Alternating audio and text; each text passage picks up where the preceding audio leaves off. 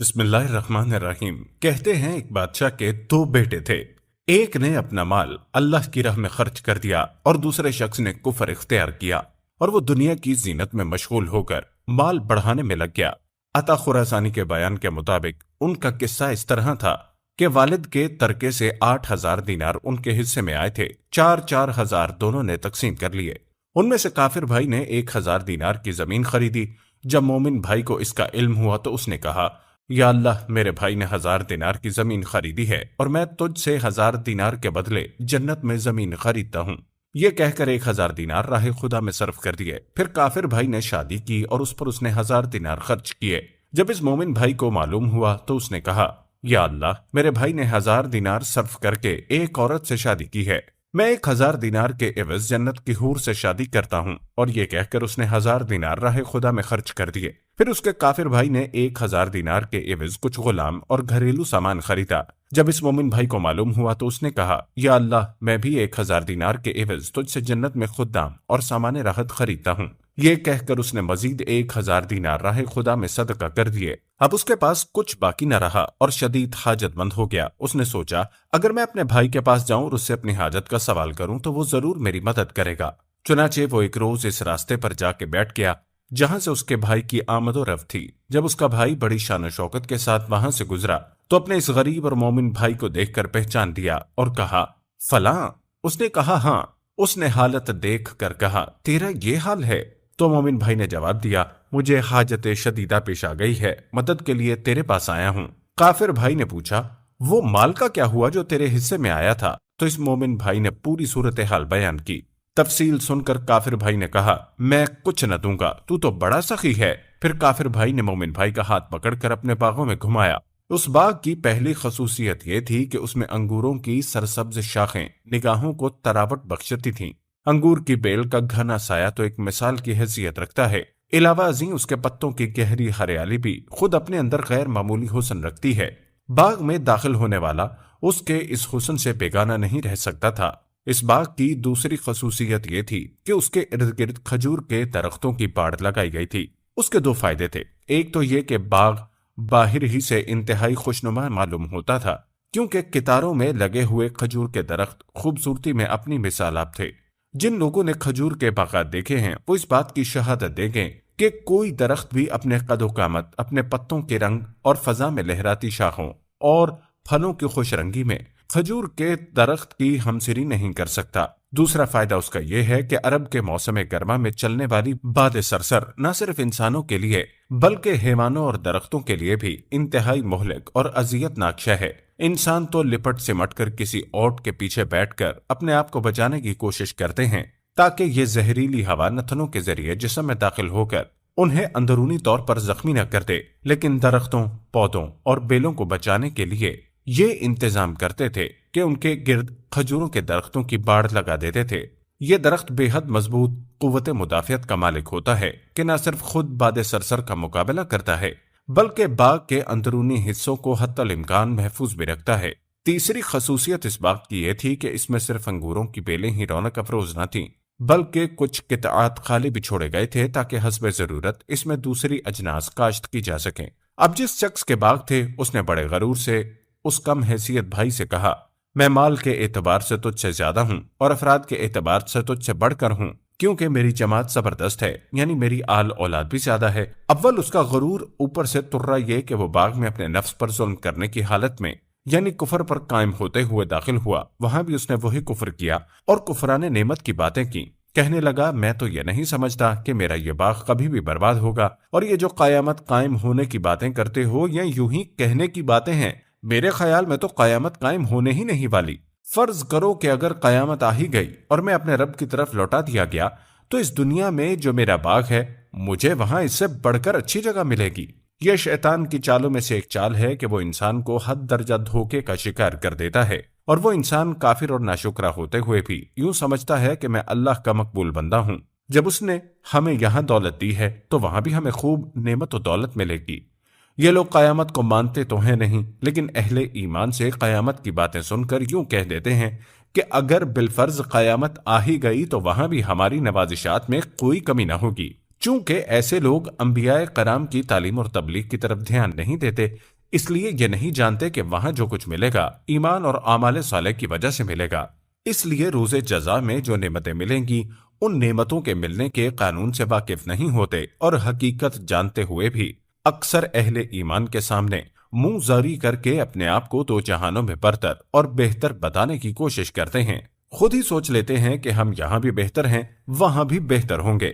اب جو اس کا بھائی تھا جس سے اس نے فخر اور تمکنت کی باتیں کی تھیں اور اسے اپنے سے گھٹیا بتایا تھا، اس نے اول تو اسے آر دلائی اور ایک اچھے انداز میں اس کی نادانی اور بے وقوفی پر متنبہ کیا، اور کہا جس پاک ذات نے تجھے مٹی سے پھر نطفے سے پیدا فرمایا، پھر تجھے صحیح و سالم آدمی بنا دیا، کیا تو نے اسی کے ساتھ کفر کیا؟ نہایت حکیمانہ انداز میں اسے یہ بھی بتا دیا کہ دیکھو، رحم مادر میں نطفہ پہنچتا اور پھر بچہ بن کر باہر آتا ہے، ضروری نہیں ہے کہ وہ ٹھیک ہو اور اس کے اعضاء ٹھیک سالم ہوں۔ تمہیں اللہ نے پیدا فرمایا اور مزید کرم یہ فرمایا کہ تیرے اعضاء کو صحیح سالم بنایا۔ تم نے بجائے مومن بندہ بننے کے کفر کا ارتکاب کیا، تو ہے تمہاری ایسی سمجھ پر۔ پھر اس کے بعد اس مومن بندے نے اپنا عقیدہ بتایا اور یوں کہا، ترجمہ کہ اللہ میرا رب ہے اور میں اپنے رب کے ساتھ کسی کو شریک نہیں کرتا۔ اس کے بعد اس موحد نے اپنے بھائی سے کہا کہ اللہ تعالیٰ نے جو تجھے باغ کی نعمت دی ہے، تجھے اس نعمت پر شکر گزار ہونا چاہیے۔ تجھے یوں کہنا چاہیے تھا کہ ماشاءاللہ لا قوت الا باللہ، یعنی اللہ جو چاہتا ہے وہی ہوتا ہے اور اللہ کی مدد کے بغیر کوئی قوت نہیں۔ یہ باغ صرف اللہ کی مشیت سے وجود میں آیا ہے، اسی نے تجھے اس پر قبضہ دیا ہے، جب وہ چاہے گا اسے برباد کر دے گا اور تو دیکھتا رہ جائے گا۔ رہی یہ بات کہ میں تجھ سے مال اور اولاد میں کم ہوں، تو یہ بات میرے لیے کوئی غمگین اور متفکر ہونے کی نہیں۔ مجھے اللہ تعالیٰ سے امید ہے کہ عنقریب تیرے باغ سے بہتر باغ عطا فرما دے گا، دنیا میں ہو، آخرت میں ہو یا دونوں میں۔ اور وہ وقت بھی دور نہیں معلوم ہوتا جب اللہ تعالیٰ تیرے باغ پر آسمان سے کوئی آفت بھیج دے اور تیرا باغ ایک صاف میدان ہو کر رہ جائے، یا اس کا پانی زمین میں اتر جائے، پھر تو اس پانی کو حاصل کرنے کی کوشش بھی نہ کر سکے۔ مطلب یہ کہ تو جو یہ کہتا ہے کہ میرا باغ ہمیشہ رہے گا، یہ اس لیے کہتا ہے کہ اسباب ظاہرہ موجود ہیں، سیراب کرنے کے لیے پانی ہے، باغ کی سینچائی کے لیے آدمی موجود ہیں۔ یہ تیری بھول ہے، جس پاک ذات نے تجھے یہ باغ دیا ہے وہ اس پر قادر ہے کہ آسمان سے اس پر کوئی آفت بھیج دے، پھر نہ کوئی درخت رہے گا، نہ ٹہنی، نہ برگ رہے گا، نہ بار۔ اسے اس بات پر بھی قدرت ہے کہ جس پانی پر تجھے گھمنڈ ہے وہ اس پانی کو اندر زمین سے دور پہنچا دے، اور یہ پانی اتنی دور چلا جائے کہ تو اسے محنت اور کوشش کر کے دوبارہ اپنی کھیتی کی سطح تک لانے کی ہمت نہ کر سکے۔ مومن اور موحد بندے نے اس کافر و مشرک ناشکرے کو شرک چھوڑنے اور توحید اختیار کرنے اور اللہ کی قدرت ماننے اور اس کی گرفت سے بچنے کی تلقین کی تھی، اس پر اس نے دھیان نہ دیا، آخر عذاب آ ہی گیا۔ نبی اکرم صلی اللہ علیہ وسلم کی ایک حدیث ہے، آپ نے فرمایا، اللہ کے کچھ بندے ایسے ہوتے ہیں جنہیں دنیا میں کوئی پاس رکھنا پسند نہیں کرتا، مگر اللہ کے پاس ان کا رتبہ یہ ہوتا ہے کہ اگر وہ بھولے سے بھی کوئی قسم کھا بیٹھیں تو اللہ اس قسم کو اپنے اوپر لازم کر لیتا ہے۔ اور کچھ یوں ہی ہوا۔ اس مالدار کے جو اسباب تھے ان سب کو ایک آفت نے گھیر لیا۔ بعض مفسرین نے لکھا ہے کہ یہ ایک آگ تھی جس نے اس کی ملکیت کو جلا کر راکھ کا ڈھیر بنا ڈالا۔ اب تو یہ شخص حیران کھڑا رہ گیا اور اپنے باغ پر جو کچھ خرچ کیا تھا اس پر اپنے ہاتھ کو الٹتا پلٹتا رہ گیا۔ وہ شخص افسوس کر رہا تھا اور کہتا جا رہا تھا کہ ہائے افسوس، میں اس باغ پر مال خرچ نہ کرتا، جیسا تھا ویسا ہی بڑھتا رہتا۔ اگر اس پر مال خرچ نہ کرتا تو باغ جل جاتا، مگر مال تو رہ جاتا، باغ بھی خاک ہو گیا اور جو کچھ اس میں لگایا تھا وہ بھی کیا۔ اب اسے اپنے مومن ساتھی کی نصیحت یاد آئی اور کہنے لگا، اے کاش میں نے اپنے رب کے ساتھ کسی کو شریک نہ ٹھہرایا ہوتا۔ پیارے دوستو، دیکھا جائے تو اس سارے واقعے میں کسی ظاہری شرک کا ارتکاب نظر نہیں آتا، کسی لات، منات، عزا یا کسی اور دیوی دیوتا کی پوجا پاٹ کا بھی کوئی حوالہ یہاں نہیں آیا، اللہ کے سوا کسی دوسرے معبود کا بھی ذکر نہیں ہوا۔ تو پھر سوال پیدا ہوتا ہے کہ وہ کون سا اقدام تھا جس پر وہ شخص پچھتایا کہ کاش میں نے اپنے رب سے شرک نہ کیا ہوتا۔